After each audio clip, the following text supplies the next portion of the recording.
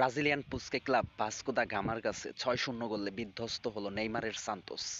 Match শেষে Neymar কাঁদলেন। সে প্রচুর কান্না করছে। এমনকি সে তার একটা পোস্টে জানাইছে যে সান্তোসের সমর্থকেরা তাদের অপমান করলেও তারা করতে পারে, তাদেরকে গালিগালাজ করলেও তারা করতে পারে। এতে নেইমার কিচ্ছু মনে করবে না। আমার মনে হয় কি এখনই সান্তোস ছাড়া উচিত নেইমারের। কারণ নেইমারের সাথে সান্তোসের মতন ক্লাব যায় না। ব্রাজিলেই তো আরো অনেক ভালো ভালো ক্লাব আছে, ওগুলাতে কেন যাচ্ছে না নেইমার জুনিয়র? ভাস্কো দা গামার হয়ে খেলতে নামেন জাদুর কৌটা কৌটিনহো, যে কিনা একটা সময় ইউরোপ মাতাইছে। অফ ফর্মের কারণে তাকে আবার ব্রাজিলে ব্যাক করতে হয়েছে। নেইমার জুনিয়র তার সম্পর্কে তো আর নতুন করে কিছু বলার নাই। ইনজুরিতে তার ক্যারিয়ারটা শেষ করে দিচ্ছে। দুজন প্লেয়ার দুইটি ক্লাবের হয়ে পারফর্ম করে, যেখানে পুরোপুরি ব্যর্থ ছিল নেইমারের সান্তোস। অন্যদিকে ভাস্কো দা গামা ছয়টা গোল দেয় গুনে গুনে।